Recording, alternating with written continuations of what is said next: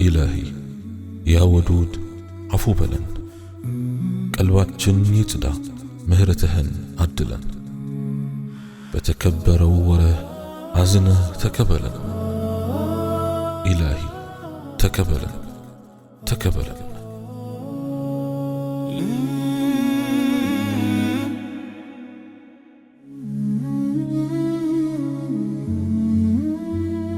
بسم الله اللهم لك الحمد كما ينبغي لجلال وجهك وعظيم سلطانك والصلاة والسلام على حبيبنا وشفيعنا رسول الله وعلى آله وصحبه ومواله رب اشرح لي صدري ويسر لي أمري واحلل عقدة من لساني يفقه قولي السلام عليكم ورحمة الله وبركاته سلا ليلة القدر لمردات كهول يبلت أسفلاقيو نقر سنة ملكوتاوي قرما ويم سنة فلكاوي ملكت وچو አይደሉም ለመረዳት ከሁሉ ይበልጥ አስፈላጊው ነገር በርሷ ምን ማድረግ እንዳለባችሁ ነው እና እዚህ ጋር ነብዩ መሐመድ አለይሂ ሰላቱ ወሰለም ከሰጧቸው መመሪያዎች ሁሉ እጅግ ውድ የሆነውን መመሪያ ለዚህ ኡማ ሰጥተዋል።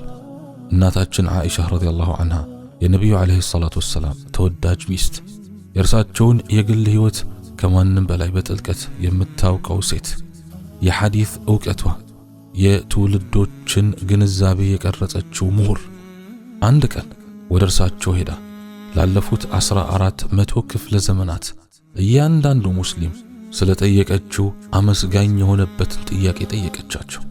እርሷም የአላህ መልእክተኛ ሆይ የሌሊቱል ቀድርን ሌሊት ካገኘው ምን ልበል አለች። እናም ነብዩ አለይሂ ሰላቱ ወሰለም የተወሳሰቡ የዱዓዎች ረጅም ዝርዝር አልሰጧትም።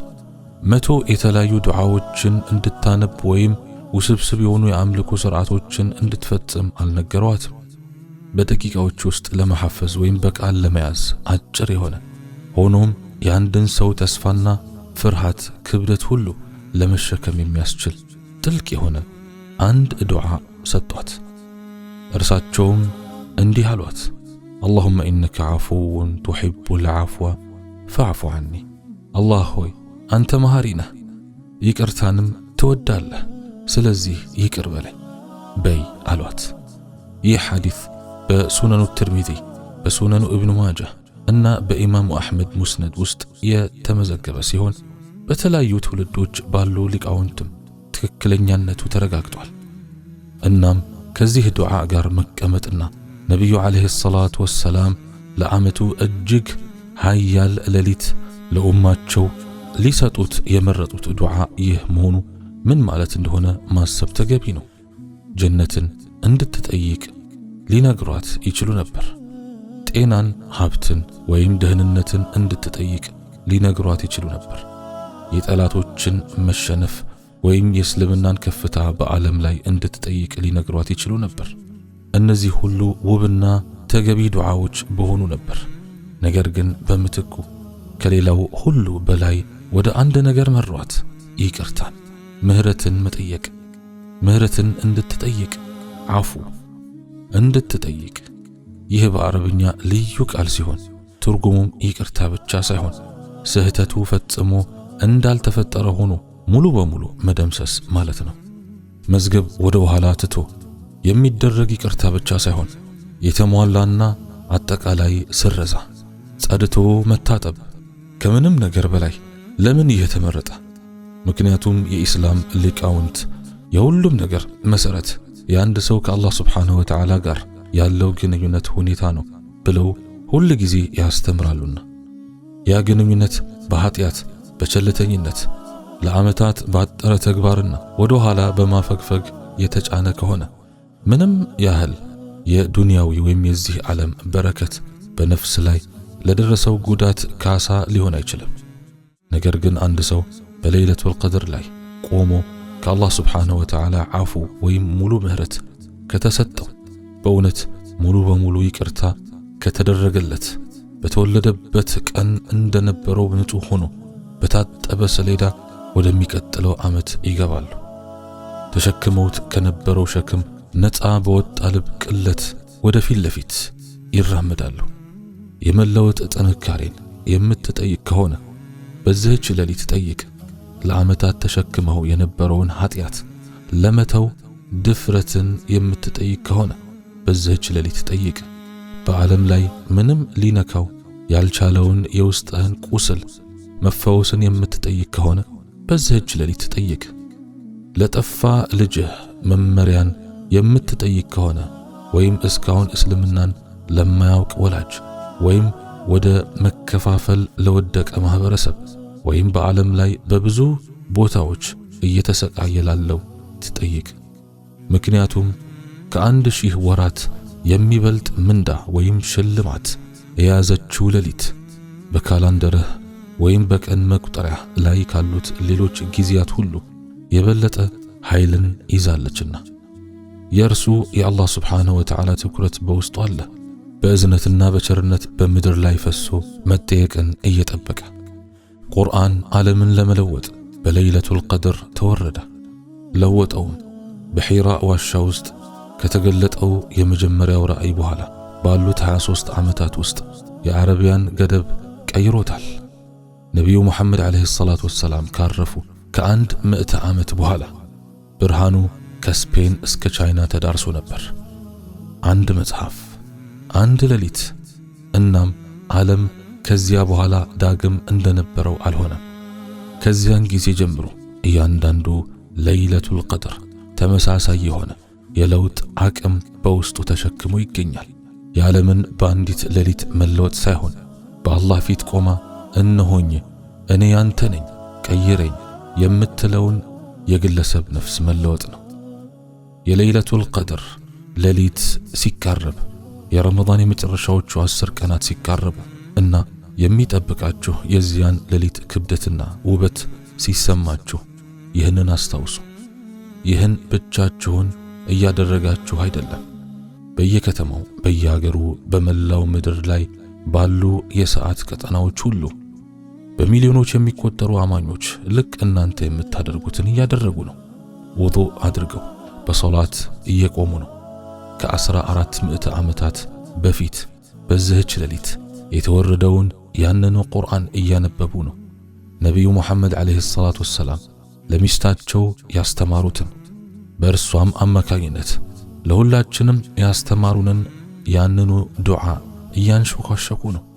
አላሁመ ኢነከ ዓፉውን ቱሒቡል ዓፍወ ፈዕፉ ዐና። አላህ ሆይ አንተ መሐሪ ነህ፣ ይቅርታንም ትወዳለህ፣ ስለዚህ ይቅር በለን። እናም ከሁሉም በላይ መላእክት እየወረዱ ነው። ጅብሪል ዓለይሂ ሰላም በምድር ላይ እየተዘዋወረ ነው። ውሳኔዎችም ወይም ቀደር እየተጻፉ ነው።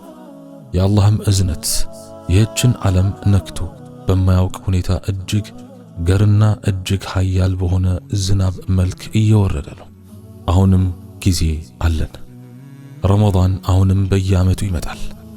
ለይለቱል ቀድር አሁንም በእነዚያ የመጨረሻ ሌሊቶች ውስጥ ተደብቃለች። አሁንም እንድትገኝ እየተጠበቀች ነው። የሰው ልጅ ነፍስ ሊያስፈልጋት የሚችለውን ነገር ሁሉ በውስጧ አሁንም ተሸክማለች። ነገር ግን እያንዳንዱ ሐቀኛ ልብ እንደሚያውቀው ጊዜ ዋስትና የለውም። ነቢዩ ሙሐመድ ዓለይሂ ሰላቱ ወሰላም ኡማቸው ከ5 ነገሮች በፊት 5 ነገሮችን እንዲጠቀም ወይም አጋጣሚውን እንዲጠቀም አስታውሰዋል። እርጅና ከመምጣቱ በፊት ወጣትነትን፣ ህመም ከመምጣቱ በፊት ጤናን፣ ድህነት ከመምጣቱ በፊት ሀብትን፣ ከመጠመድ በፊት ነፃ ጊዜን እና ሞት ከመምጣቱ በፊት ህይወት። ምን ያክል ተጨማሪ ረመዳኖች እንዳለን አናውቅም። የሞት መልአክ በተሸከመው ዝርዝር ላይ ስማችን ከመውጣቱ በፊት ስንት ተጨማሪ ለይለቱል ቀድሮች እንደሚመጡ አናውቅም። የዘንድሮው ለይለቱል ቀድር በህይወት ኖራችሁ የምትቆዩባት የመጨረሻዋ ትሁን አትሁን አታውቁም። ስለዚህ እንጠቀምባት። ባለን ነገር ሁሉ እንፈልጋት። አንዲት ሌሊት ብቻ ሳይሆን እነዚህን 10 ሌሊቶች ስጧት። የእዝነትን በር ከሚዘጉ ነገሮች ልባችሁን አጽዱ። ከመድረሳችሁ በፊት ተውበት ወይም ንስሐን አድርጉ። ይቅርታ እንድትጠይቁ የበደሏችሁን ሰዎች ይቅር በሉ። ቁርአንን ክፈቱና ቃላቶቹ እንዲሞሏችሁ አድርጉ። ከንጋት በፊት በጨለማ ውስጥ በአላህ ፊት ቆሙና የልባችሁን ቋንቋ በመጠቀም በፈለጋችሁት ቃል በዓይኖቻችሁ በሚመጣው እንባ ሁሉ አንሸኳሽኩለት። እናም የምትፈልጉትን ሁሉ ጠይቁት። ለራሳችሁ ብቻ ሳይሆን ለቤተሰቦቻችሁ፣ ለወላጆቻችሁ፣ ለልጆቻችሁ፣ ለማህበረሰባችሁ፣ በለይለቱል ቀድር ለሚወርደው እዝነት እጅግ ለተጠማው ለዚህ ኡማ። እናም ይህን በፍጹም እርግጠኝነት እወቁ። በዚህች ሌሊት አላህን ለሚፈልጉት አላህ አያሳፍራቸውም። የቁርአን ቃል ኪዳን ከተገለጠችበት ቅጽበት ጀምሮ በሱረቱል ቀድር ውስጥ የተጠበቀው ቃል ኪዳን የሚያጸና ቃል ኪዳን ነው። እርሷ እስከ ጎህ መውጣት ድረስ ሰላም ናት። ሰላሙን ሂየ ሐታ መጥላዕል ፈጅር። የለይለቱል ቀድር ሰላም እውነተኛ ነው፣ ይገኛል። ከፈለጋችሁት የእናንተ ነው። እናም አንድ ቅጽበት ብቻ እንኳን ካገኛችሁ፣ አንድ ትንፋሽ እንኳን በዚያች የተቀደሰች ሌሊት በዙሪያችሁ ባሉት መላእክት ፊት የፈሰሰች አንዲት እንባ እንኳን ሁሉንም ነገር ለመለወጥ በቂ ናት። አላህ ሁላችንንም ለይለቱል ቀድርን እንድናገኝ ይወፍቀን። ክፍት በሆኑ ልቦች፣ በተነሱ እጆች እና ስለ እርሱ ብለው በሚያለቅሱ አይኖች በውስጧ እንድንቆም ይፍቀድልን። በዚያች ሌሊት አፍውን ወይም የእርሱን ሙሉና አጠቃላይ ምህረት ከሚያገኙት ሰዎች መካከል ስማችንን ይጻፈው። ቀጥሎ የሚመጣውን ዓመት የብርሃን የመመሪያና ወደ እርሱ የመቅረብ ዓመት ያደርግልን። እናም በመጪው ሕይወት ከነቢዩ ዓለይሂ ሰላቱ ወሰላም ከነቢያት ሁሉና ከጻድቃን ሁሉ ጋር እያንዳንዱ ሌሊት ከሺህ ወራት በሚበልጥበት እና ንጋት ፈጽሞ በማያበቃበት ቦታ ይሰብስበን። اللهم إنك عفو تحب العفو فاعف عنا. اللهم اغفر لنا جميع ذنوبنا فإنه لا يغفر الذنوب إلا أنت. اللهم قلت وقولك الحق ادعوني أستجب لكم. فها نحن يا الله ندعوك بالهداية وبالإخلاص وباستجابة الدعاء يا الله وبالمغفرة والتوبة يا رحمن يا رحيم. اللهم اهدنا فيمن هديت وعافنا فيمن عافيت وتولنا فيمن توليت وبارك لنا فيما أعطيت وقنا شر ما قضيت فإنك تقضي ولا يقضى عليك تباركت ربنا وتعاليت.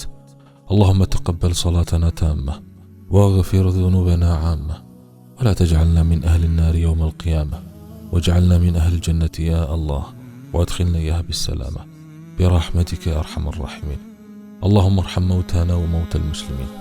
اللهم اجعل قبورنا رياضا من رياض الجنان ولا تجعلها حفرا من حفر النار. اللهم تقبلنا يا رب. اللهم تقبل صيامنا وقيامنا برحمتك يا أرحم الراحمين. اللهم إنك عفو تحب العفو فاعف عنا. اللهم إنك عفو تحب العفو فاعف عنا. اللهم إنك عفو تحب العفو فاعف عنا. اللهم آتنا في الدنيا حسنة وفي الآخرة حسنة وقنا عذاب النار. لا إله إلا أنت سبحانك إني كنت من الظالمين. اللهم أعني على ذكرك وشكرك وحسن عبادتك.